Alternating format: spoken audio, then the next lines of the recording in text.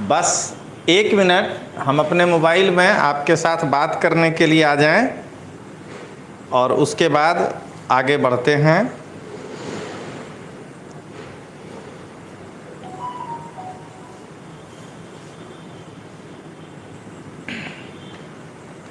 बस एक बार 2 मिनट दोस्तों।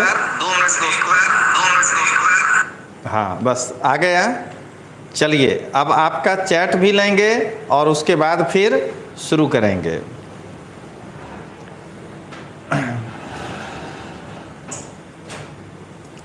दोस्तों, मैं रजनीश सिंह तोमर, डायरेक्टर विश्वास एजुकेशन प्राइवेट लिमिटेड, डायरेक्टर विश्वास लर्निंग ऐप और मेंटर यूपीएससी का 22 सालों से हूँ।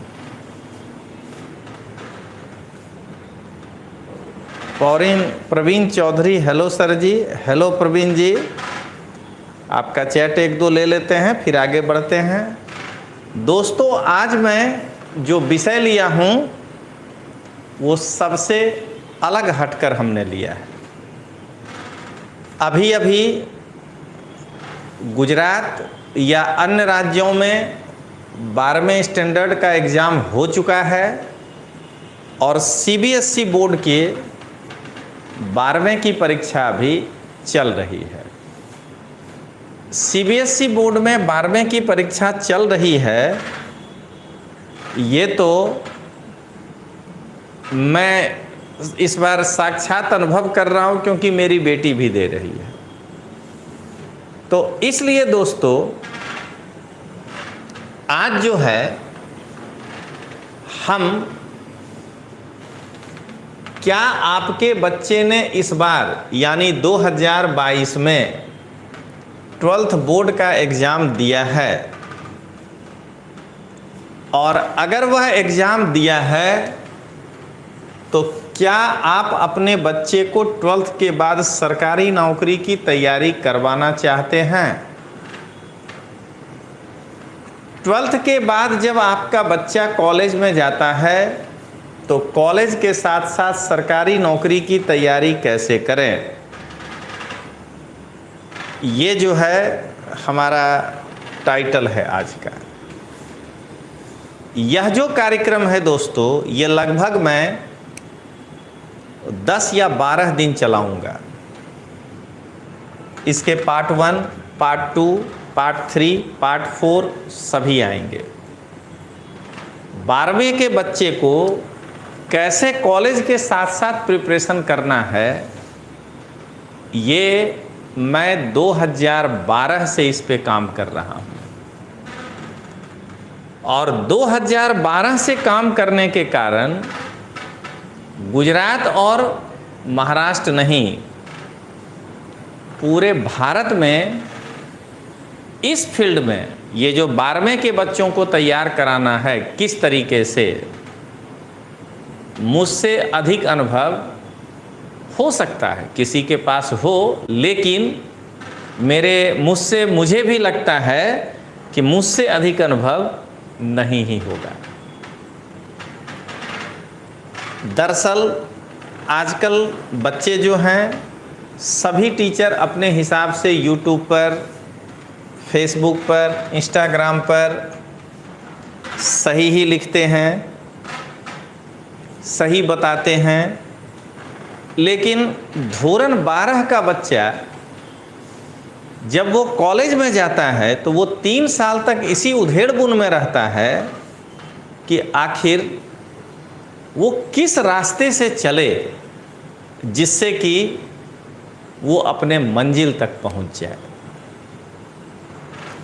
फ्यूचर स्टार कहते हैं कि जीपीएससी क्लासनी बैच क्यारे शुरू थसे, तो आप कहाँ के लिए जानना चाह रहे हैं, अहमदाबाद या गांधीनगर बताइए तो मैं आपको बता सकता हूँ। मेघा चौहान नमस्ते sir, good evening. Good evening. Stuti Bora good evening sir, good evening. तो चलिए दोस्तों, मैं आज आपको ये हेतु बताऊं कि स्टैंडर्ड 12th के बाद जब बच्चा कॉलेज में जाता है तो पहले उसे यह मालूम ही नहीं है कि उसको किस चीज़ की तैयारी करनी है। तो आज हमारा किसी भी एक्सपीरियंस्ड लोगों के लिए ये लेक्चर नहीं है। आज मैं केवल उनको ये बताऊंगा कि आपके पास सरकारी सेवा में जाने के लिए कौन कौन से क्षेत्र हैं, और उसके बाद मैं मंगलवार से लेकर के शुक्रवार तक हर एक सप्ताह 5 वीडियो, उसके बाद करके मैं टोटल 20 एकदम डिटेल्स कॉम्पिटिटिव एग्जाम पर आईएएस से लेकर के क्लर्क तक की परीक्षाओं के लिए मैं ये वीडियो बनाने जा रहा हूँ। ये 20 वीडियो का एक सीरीज होगा और ये आपको एक एक करके जानने को मिलेगा। सभी परीक्षाओं का डिटेल सिलेबस, पेपर्स, मटेरियल क्या पढ़ना चाहिए, कैसे 3 साल हम तैयारी करें, इन सबों की जानकारी आपको देंगे। फ्यूचर स्टार कहते हैं अहमदाबाद, तो अहमदाबाद में जून महीने में हमारे यहाँ नया बैच आएगा। और नरेंद्र भट्ट जी कहते हैं नमस्कार सर जी। नमस्कार नरेंद्र भट्ट जी, ये पीपीटी आप ही बनाए हैं, आपको तो मालूम ही है कि क्या कहना है हमको। तो चलिए दोस्तों, अगर आप हमसे ऑनलाइन कुछ जुड़ना चाहते हैं तो विश्वास लर्निंग ऐप के नाम से हमारा ऐप है, आप डाउनलोड करके वहाँ देख सकते हैं। कई सारे कोर्सेज हैं। चावंत सिंह प्रणाम सर, प्रणाम आपको भी। तो आज हम लोग केवल और केवल यही देखेंगे कि भारत सरकार और गुजरात सरकार के यहाँ कौन कौन से बोर्ड हैं और वो कौन कौन सी परीक्षाओं को लिया जाता है वहाँ। अब आगे बढ़ते हैं हम लोग। सबसे पहले आपके सामने ये एक चार्ट है। जब भी हम लोग ये धोरण 12 के बच्चों के लिए बेसिक से बनाए हैं, इसके बाद अगले लेक्चर में अगला बात, उसके अगले में अगला बात, यानी ये वेब सीरीज के जैसा 15-20 लेक्चर में पूरा होगा। इसमें गुजरात, बिहार, मध्य प्रदेश, उत्तर प्रदेश, आईएएस, सभी जगह के सरकारी नौकरियों का स्ट्रक्चर क्या है उसके साथ मैं आपके सामने आऊँगा और एक एक सीरीज में आपको एक एक में बताऊँगा। तो सबसे पहले जब आप गवर्नमेंट सर्विस के लिए सोचते हैं तो वैसे तो बैंकिंग सेक्टर भी है आपके लिए, वैसे तो आप चाहें तो एलआईसी का भी एग्ज़ाम दे सकते हैं, लेकिन जो प्रशासन में अगर आप मेन प्रशासन में अपनी भूमिका निभाना चाहते हैं, अगर आप ये चाहते हैं कि प्रशासन हमारे हाथ में हो, तो हमारे पास 2 प्रकार के सर्विसेज हैं। एक केंद्रीय सेवा, केंद्र सरकार के अधीन जो सरकारी नौकरियां हैं, और दूसरा राज्य सेवा। दोस्तों, यहाँ पर राज्य सेवा कहने का अर्थ है गुजरात में, राजस्थान में, मध्य प्रदेश में, छत्तीसगढ़ में, उत्तर प्रदेश में, बिहार में, उत्तराखंड में, हर एक राज्यों में, चाहे वो पीएसआई का एग्ज़ाम हो, चाहे एलआरडी का एग्ज़ाम हो, चाहे क्लास 1-2 का एग्ज़ाम हो, ये सभी इसके अंदर आ गया। ये जो है आप इसमें ध्यान में रखेंगे। अब जब आप केंद्रीय सेवा को फोकस करना चाहते हैं तो केंद्रीय सेवा में 2 प्रकार के बोर्ड हैं जो हमें सरकारी नौकरी में जाने के लिए एग्ज़ाम कंडक्ट करती है। एक कमीशन है यूनियन पब्लिक सर्विस कमीशन, संघ लोक सेवा आयोग, और दूसरा है स्टाफ सिलेक्शन कमीशन। आज मैं ये एकदम बेसिक से इस वीडियो को बना रहा हूँ, ये आपके सामने लाइव हुआ हूँ, क्योंकि मैं चाहता हूँ कि 12वां पास बच्चों के पास एकदम इतना क्लियर कट इन्फॉर्मेशन हो कि जो आज बच्चे में भटकाव आ जा रहा है, वो कई सारे वीडियोस देख करके टीचर बहुत अच्छे से बता रहे होते हैं, लेकिन सीक्वेंस अलग अलग होने के कारण वो समझ नहीं पाते हैं। तो आज यह वीडियो उन्हीं के लिए है, या आज मेरा ये लाइव लेक्चर उनके लिए है। संघ लोक सेवा आयोग 3 प्रकार के सेवाओं का आयोजन करती है। एक है all India services, Akhil Bharatiya सेवा, अभी उसको भी देखेंगे क्या है वो। इसके अंतर्गत 7 प्रकार की सेवाएं होती हैं। IAS, IPS, Indian forest service, Indian education service, Indian agriculture service, Indian engineering service और कंबाइंड मेडिकल सर्विस। तो कुल मिलाकर के ये जो अखिल भारतीय सेवा है, उसमें यदि आप जाना चाहते हैं, वो एकदम टॉप मोस्ट हो गया, तो उसके लिए परीक्षा यूनियन पब्लिक सर्विस कमीशन लेती है। या केंद्रीय सेवा ग्रुप ए में आप जाना चाहते हैं, Indian foreign service, custom and central excise, income tax, ये सब जो है केंद्रीय सेवा में ग्रुप ए। इसमें आप ग्रुप ए में अगर यहाँ के भाषा में क्लास 1 ऑफिसर अगर बनना चाहते हैं, और केंद्रीय सेवा ग्रुप ख,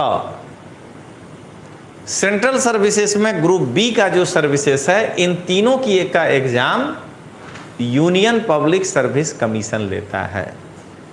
मतलब कि आप अगर किसी को कहते हैं कि मैं यूपीएससी का तैयारी कर रहा हूं, तो एक तरह से बाजार में भ्रामकता की स्थिति उत्पन्न हो जाएगी। जो जानता है इस चीज को, वो बार बार आपसे पूछेगा कि यूपीएससी में किसकी तैयारी आप कर रहे हो। स्टाफ सिलेक्शन कमीशन, क्लास 3 और क्लास 4 जो कर्मचारी होगा केंद्र सरकार में, जैसे custom inspector, income tax inspector, या कस्टम में lower divisional clerk, income tax में लोअर डिविजनल क्लर्क, या कस्टम में मल्टीटास्क सर्विस, इनकम टैक्स में मल्टीटास्क सर्विस, पोस्टल डिपार्टमेंट में मल्टीटास्क सर्विस, ये जितने भी हैं, ये एग्ज़ाम स्टाफ सिलेक्शन कमीशन के द्वारा लिया जाता है। ये यूपीएससी का सिंबल है और ये एसएससी का सिंबल है, लोगो। ये आप ध्यान रखना है, और आप अगर इसकी तैयारी कर रहे हैं तो आपको एक बार बताना चाहिए बाजार को, या बताना पड़ेगा कि आप इसमें किसकी तैयारी कर रहे हैं। ये विशुद्ध धोरण 12 के बच्चों को ध्यान में रखकर लाइव लिया जा रहा है। इसके बाद अगले लेक्चर में इससे आगे, उसके अगले लेक्चर में उससे आगे करते हुए लास्ट मोमेंट में पहुंचेंगे पेपर स्टाइल। तब तक उनका रिजल्ट आ गया होगा, और उसके बाद तब जानेंगे कि 3 साल की तैयारी कैसे करेंगे। क्योंकि right to information article 19(1)(a) का ही एक भाग है कि जानेंगे तो न कुछ एक्सप्रेस करेंगे। तो पहले धोरण 12 का स्टैंडर्ड 12th का बच्चा पहले कुछ जानेगा, उसके बाद में वो उस चीज़ को एक्सप्रेस करेगा। तो पहले हम उनको एक बेसिक इंफॉर्मेशन दे रहे हैं। तो चलिए दोस्तों, अब यहाँ से हम लोग आगे बढ़ते हैं। अब ये जो संघ लोक सेवा आयोग है, ये 3 प्रकार का एग्जाम लेती है। वो तो हम जान गए, अखिल भारतीय सेवा, केंद्रीय सेवा ग्रुप का और केंद्रीय सेवा ग्रुप का। लेकिन अब देखिए इसमें उस परीक्षा का नाम क्या है। तो जितने भी प्रकार के, फिर अगले में इसका डिटेल्स बताएंगे, जितने भी प्रकार के अखिल भारतीय सेवा, केंद्रीय सेवा ग्रुप ए, केंद्रीय सेवा ग्रुप बी, इन 3 में जो प्योर प्रशासनिक पद है, जिसको हम कहते हैं एडमिनिस्ट्रेटिव पोस्ट, उसके लिए जो एग्जाम लिया जाता है उसका नाम है सिविल सर्विसेज एग्जामिनेशन, यानी कि सिविल सेवा परीक्षा। इससे आप केंद्र सरकार के अधीन प्योर जो एडमिनिस्ट्रेटिव पोस्ट है वो आप पाएंगे। अगर आप सेना में जाना चाहते हैं, ग्रेजुएट हो चुके हैं और वहाँ पर अजय बारोट जी कहते हैं जय हिंद सर, जय हिंद आपको। वहाँ पर आप ग्रेजुएट होने के बाद सेना में ऑफिसर के पोस्ट पर जाना चाहते हैं तो उस परीक्षा का नाम है CDS, कंबाइंड डिफेंस सर्विस। आज केवल पोस्ट और सर्विसेज का मैं परिचय कराऊंगा, फिर इसके बाद अगली बार क्वालिफिकेशन, उसके अगले बार में इनका सिलेबस, ऐसे करके एक एक को लेकर के मैं आगे बढ़ूंगा, जिससे कि 12वां पास बच्चा जब तक उसका रिजल्ट आए तो वो इन चीज़ों को पूरी तरह से समझ ले कि हमको अब कॉलेज के साथ साथ करना क्या है। अगर आप 12वां पास किए हैं और 12वें के बेस पर ही सेना में क्लास 1 ऑफिसर बनना चाहते हैं तो उसके लिए परीक्षा का नाम है national defence academy, NDA and NA। ये परीक्षा 12वां धोरण क्वालिफिकेशन के आधार पर होता है। अभी सबका क्वालिफिकेशन आगे बताएंगे और ये सब ग्रेजुएशन होना चाहिए। अगर कोई बच्चा 11वें और 12वें में साइंस पढ़ा है, ग्रेजुएशन भी वो साइंस में ही करना चाह रहा है और उसकी दिली इच्छा है कि हमको फॉरेस्ट में ही काम करना है, हमको जंगल विभाग में ही अपनी भूमिका निभानी है और वो भी अखिल भारतीय सेवा के रूप में, ऑल इंडिया सर्विसेज, समझ लेना है, सुपर क्लास 1 हो गया एक तरह से। तो उसके लिए जो परीक्षा लिया जाता है उसका नाम है IFOS, इंडियन फॉरेस्ट सर्विस। आपको केवल UPSC कहने से, Dhaval Singh Baghela, good evening sir, good evening Dhaval Singh ji, केवल UPSC कहने से काम नहीं चलेगा, आपको ये पूरा देखना है। अब अगर एक इंजीनियर या स्टैटिस्टिक्स में मास्टर डिग्री किया हुआ व्यक्ति केंद्र सरकार में केंद्रीय सेवा ग्रुप A में जाना चाहता है तो इंजीनियरिंग और स्टैटिस्टिक्स पढ़े हुए लोगों के लिए है IES और ISS, इंडियन इंजीनियरिंग सर्विस और इंडियन स्टैटिस्टिकल सर्विस। ये एक परीक्षा होता है।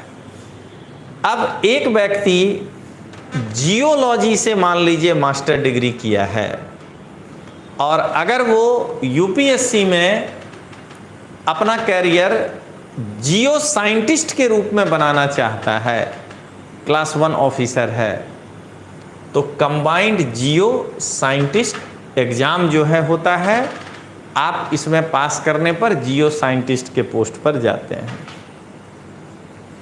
मोहम्मद शेरसिया, MCOM स्टैटिक्स चलता है। हाँ, इसमें क्या है कि आपका स्टैटिस्टिक्स सब्जेक्ट से MSc होना चाहिए।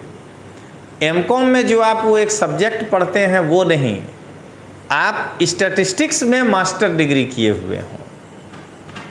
अब आइए, अगर आप डॉक्टर हैं MBBS और आप सेंट्रल गवर्नमेंट में अपनी सेवा देना चाहते हैं, केंद्र में डॉक्टर बनना चाहते हैं, तो उसके लिए एग्ज़ाम है कंबाइंड मेडिकल सर्विस। और हम सभी जानते हैं कि अपने देश में पारामिलिट्री फोर्स, अर्धसैनिक बल है और वो पारामिलिट्री फोर्स जो है वो किन किन नामों से जाना जाता है। तो एक है पाकिस्तान और बांग्लादेश के बॉर्डर की सुरक्षा के लिए जो हम रखे हैं वो हुआ बॉर्डर सिक्योरिटी फोर्स, BSF।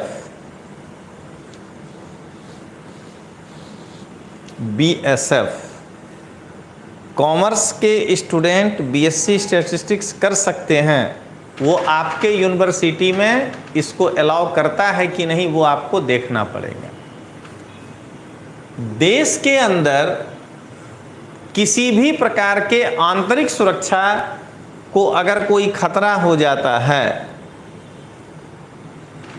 और आप यदि केंद्र सरकार से चाह रही है राज्य सरकार की कुछ हमें फोर्स की आवश्यकता पड़े, तो इसके लिए केंद्र अपने पास सेंट्रल रिजर्व पुलिस फोर्स रखे हुए है, सीआरपीएफ, वो आपको वहाँ पर मदद कर देगा, राज्य को आकर के वो अपनी सेवा देगा आंतरिक गड़बड़ी की स्थिति में। ऋषभ पटेल कहते हैं नमस्ते सर, नमस्कार ऋषभ जी। चलिए अब आगे बढ़ें हम लोग। अब अगर आप पारामिलिट्री फोर्स में एक पहाड़ों पे हमारा जो बाउंड्री है, सीमा है, जो खास करके तिब्बत के साथ हमारी सीमाएं मिलती है, उसको कहते हैं इंडो तिब्बतन बॉर्डर पुलिस। ये हमारा पारामिलिट्री फोर्स है। और हवाई अड्डा से लेकर के सरकार के किसी संस्थान को सुरक्षा देना है तो central industry security force, CISF, ये हमारा अर्धसैनिक बल के नाम से जाना जाता है। इनमें यदि आपको जाना हो असिस्टेंट कमांडेंट के पोस्ट पे, यानी कि DYSP जिसको कहते हैं, उस पोस्ट पे यदि आपको जाना हो तो उसके लिए परीक्षा है CAPF, central arm police force, और उसमें असिस्टेंट कमांडेंट के लिए जो है आपको फॉर्म भरना है। और CISF में असिस्टेंट कमांडेंट में एक एग्जीक्यूटिव पोस्ट करके होता है, तो UPSC उसका भी एग्जाम अलग से लेता है। हर एक का मैं आपको एक एक करके क्वालिफिकेशन बताऊंगा, आज नहीं, अब फिर नेक्स्ट सेशन में हर एक का परीक्षा का स्टाइल बताऊंगा, पेपर स्टाइल बताऊंगा, जिससे कि 12वां का लड़का 20-25 दिन में इतना ज़्यादा क्या कहते हैं परिपक्व, मैच्योर हो जाएगा कि वो कॉलेज के साथ साथ इस बात को सोच सकेगा कि वो अपनी तैयारी कैसे करेगा, गवर्नमेंट जॉब के लिए वो किस प्रकार से खड़ा हो पाएगा। चलिए अब हम लोग इसके बाद देखें UPSC के बारे में हम लोग जान गए। स्टाफ सिलेक्शन कमीशन जो है, अगर आप ग्रेजुएट हैं किसी भी स्ट्रीम से और सेंट्रल गवर्नमेंट के कुछ ऑफिस में, जैसे कस्टम में इंस्पेक्टर बनना चाहते हैं, इनकम टैक्स में इंस्पेक्टर बनना चाहते हैं, पोस्टल डिपार्टमेंट में इंस्पेक्टर बनना चाहते हैं, या प्रिवेंटिव ऑफिसर बनना चाहते हैं, या आप विदेश विभाग में असिस्टेंट के पोस्ट पे जाना चाहते हैं, सब एक इंस्पेक्टर लेवल का पोस्ट हुआ। उस जगह पर पहुंचने के लिए जो परीक्षा लिया जाता है उसका नाम है combined graduate level exam, CGL। सबके सिलेबस पे आएंगे दोस्तों, लेकिन पहला दिन 12वां के बच्चों को 25 दिन में खड़ा करना है, ये ऐसा मेगा प्लान हमने बनाया है। और मंगलवार से लेकर के शुक्रवार के बीच में ये क्लास, ये मेरा लेक्चर रोज रहेगा अभी 20-25 दिन। अब दोस्तों ये तो हो गया, आप उस डिपार्टमेंट में इंस्पेक्टर लेवल में गए, उसके लिए ग्रेजुएट होना जरूरी है, इसीलिए नाम रखा गया कंबाइंड ग्रेजुएट लेवल एग्जाम। अब यदि आप उसी कस्टम डिपार्टमेंट में क्लर्क बनना चाहते हैं, या इनकम टैक्स में क्लर्क बनना चाहते हैं, पोस्ट ऑफिस में क्लर्क बनना चाहते हैं, विदेश विभाग में क्लर्क बनना चाहते हैं, तो उस एग्जाम का नाम है combined higher secondary level, CHSL, higher secondary level. इसके लिए 12वां पास मिनिमम क्वालिफिकेशन है, बाकी डिटेल्स हम लोग इसके बाद देखेंगे। और अगर आप उसी डिपार्टमेंट में मल्टीटास्क सर्विस और भी कई प्रकार की सेवाएं आपसे ली जा सकती है। अगर आप उस मल्टीटास्क सर्विस में जाना चाहते हैं तो उसके लिए एग्ज़ाम है MTS मल्टीटास्क सर्विस, और ये 10वां पास इसके लिए मिनिमम क्वालिफिकेशन होना चाहिए। और ये स्टाफ सिलेक्शन कमीशन का लोगो याद रखिएगा दोस्तों। अब जरा हम लोग आगे बढ़ें। अब एक एक राज्य पर एक एक दिन चर्चा, जिसमें आज मैं गुजरात राज्य पे चर्चा करने जा रहा हूं, फिर राजस्थान, मध्य प्रदेश, उत्तर प्रदेश, बिहार, ऐसे करके इन राज्यों में मैं आपसे चर्चा एक एक दिन अलग से करूंगा। तो आज का अपना दिन है गुजरात। स्टेट सर्विस में ऐसे तो कई प्रकार के गुजरात में परीक्षा लिया जाता है और कई प्रकार के बोर्ड हैं, लेकिन ये 5 जो है ये सबसे महत्वपूर्ण है। अगर आप इन 5 के अंदर कहीं न कहीं घूम रहे हैं तो कोई न कोई क्लास 3 का और क्लास 1-2 का गुजरात में आपको जॉब मिल जाएगा। किसी भी प्रकार के क्लास 1-2 में यदि आप जाना चाहते हैं, इंजीनियर, डॉक्टर, SDM, DYSP, कुछ भी, या कुछ क्लास 3 के भी पोस्ट हैं जैसे नायब मामलतदार, DYSO, उसके लिए जो परीक्षा लेती है वो है गुजरात जाहिर सेवा आयोग, Gujarat public service commission, GPSC।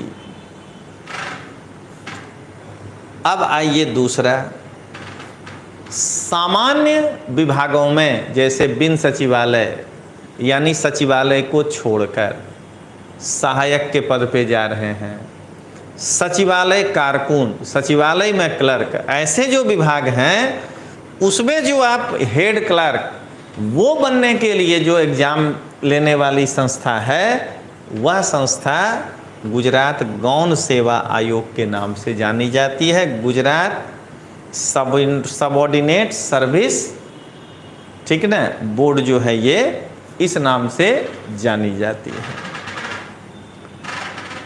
अब किसी को कांस्टेबल बनना है गुजरात पुलिस के अंदर, तो कांस्टेबल के लिए अलग से बोर्ड है जिसका नाम है लोक रक्षक भर्ती बोर्ड।